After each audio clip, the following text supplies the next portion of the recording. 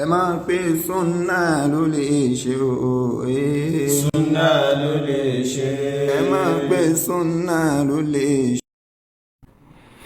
alhamdulillah ọkọ ni pé ẹnu gbogbo olùmẹ̀sìn islam ó kò lórí wípé àwọn ahadith tó wá látọ̀dọ̀ ànábì muhammad sallallahu alayhi wa sallam nípa ẹ má yàwòrán ẹnu wọn kò lórí wípé ọ̀rọ̀ yìí ó kárí gbogbo àwọn tí bá ń ya ère, gbogbo àwọn gbèrègbèrè ẹ má ya àwòrán ó kárí wọn.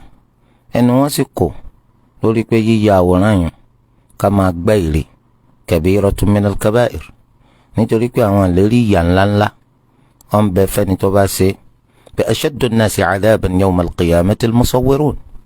àwọn ẹni tí ìyà wọn tí ó le jù lọ́jọ́ gbẹ̀ndẹ̀ al-qiyama làwọn ẹni tí ń yàwòrán. gbogbo olùmẹ̀sìn islam látàrí john tó fi dáyé sìn wọ́n gbàgbọ́ pé àwọn ẹni tí ń gbèrè wọbẹ̀. ìyapa tó wà wọ́n dá lórí àwọn fọ́tò tí wọ́n ń yà sára pépà àbí èyí tá à ń fi kámẹ́rà yà tá a lè stọ̀ sínú kámẹ́rà. tí àwọn àwòrán bá ti ní í ṣe pẹ̀lú pé abẹ̀mí là ń yà, ǹjẹ́ àwọn náà wá bẹ́ àwọn àlérí ìyà yìí àbí ọ̀wọ́ bẹ̀? ìdí tí wọ́n fi ṣe ìyapa nù.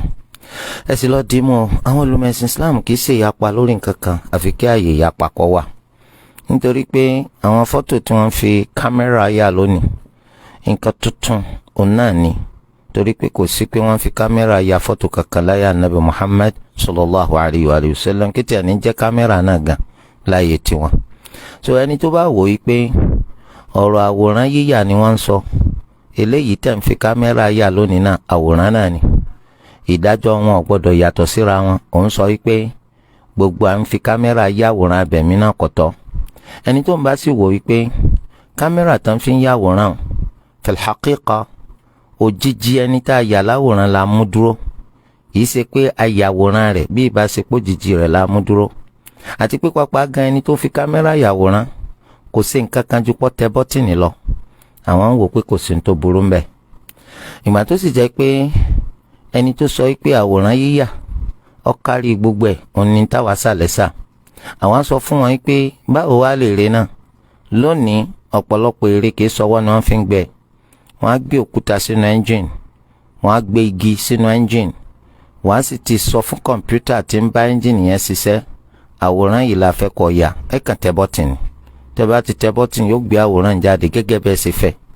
tó náà ń kọ́ sí halal wa nígbà tó ẹ pé ẹ́ńjìn lọ́gbẹ̀ òun náà lè jẹ́ halal. bẹ́ẹ̀ náà ni fọ́tò eléyìí tó ti pẹ́ ya pẹ̀lú kámẹ́rà bákan náà gbogbo ẹ̀ pàápàá jùlọ ó ti ṣẹlẹ̀ láyé ànábì muhammad sallallahu alayhi wa sallam rí pé malaika jibril ó wá sílẹ̀ ànábì sallallahu alayhi wa sallam wá takú sẹ́nu ọ̀nà kó wọlé. ànábì wa ń bi pé kí ló dé tó wọlé? ó ní àwọn kì í wọlé táwòrán bá wà, agogo tàbí ajá. ànábì sallallahu alayhi wa sallam sọ pé gbogbo ẹ̀ ò sí nílé tèmi. malaika jibril wá sọ pé èyí tí ń bẹ lára kọ́tìnì tá a fi sẹ́nu ọ̀nà ńkọ́? Aisha ta kọ́tìnì sẹ́nu ọ̀nà tán yà àwòrán abẹ̀mí sí. ẹ sì mọ̀ pé wọ́n yà á sí ni wọ́n kì í kàn sí pé wọ́n gbèrè sí, wọ́n lè gbèrè wọlé ànábì sallallahu alayhi wa sallam. sọ èyí tán fọwọ́ yà ní bẹ lára kọ́tìnì. Aisha radiyallahu anha ó wá ní mo bá gé déédéé bí orí abẹ̀mí tí wọ́n yà sára kọ́tìnì yẹn, mo wá fi yòókù sí aṣọ tèmùtèmù. mo ń wò ó ní ìsìn lọ́pọlọ mi bíi pé mo rí ìgbà tánàbì wa gbọ́wọ́lé tìmùtìmù. torí tí wọ́n bá ti yọ orí kúrò lára àwòrán abẹ̀mí kò sí wàhálà ń bẹ mọ́. ilé ìjẹ́bù sójú. هل لك سر عند الله بينك. Assalamu alaikum wa rahmatullahi wa barakatuh. Do you wish to be among those seeking Allah's face by donating to enable us obtain this car worth of 4.6 million for our Dawah project? If so, let me take you through this ayah where Allah subhanahu wa ta'ala is saying, Bismillahir Rahmanir Rahim. Man dhal ladhi yuqridu Allah qardan hasanan fayudha'ifahu lahu ad'afan kathira wallahu yaqbidu wa yabsutu wa ilayhi turja'un. Who is that who would loan Allah subhanahu wa ta'ala a good loan so he may multiply it for him many times over?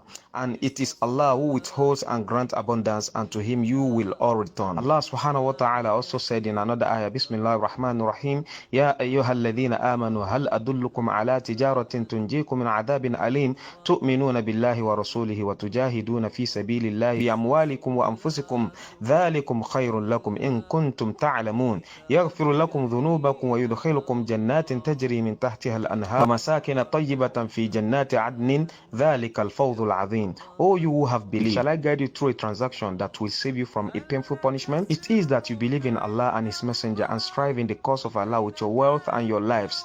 This is best for you if you should know. He will forgive you your sins and admit you to the gardens beneath which rivers flow, and pleasant dwellings in gardens of perpetual residence. That is the great attainment. And furthermore, Allah subhanahu wa ta'ala said, Inna alladhina amanu wa amilu salihati inna la nudi'u ajra man ahsana amala. Indeed, those who have believed and done righteous deed, indeed we will not allow to be lost the reward of those who did well in deeds. This implies that whatever you spend for the sake of Allah will not be lost, because your reward is going to be intact in the sight of Allah on the day of accountability. So dear brothers and sisters in Islam, contribute to help Sunnah Lagege Dawah TV to acquire this Sienna box in order to support their dawah work and make it easier. For more enquiries, you can contact us on our phone number 070-489-23577, and our Jaiz Bank account number is 0011339263. Jazakumullahu khairan as you all contribute to make this project achievable. ẹ máa pe sunna ló lè ṣe o. Sunna ló lè ṣe.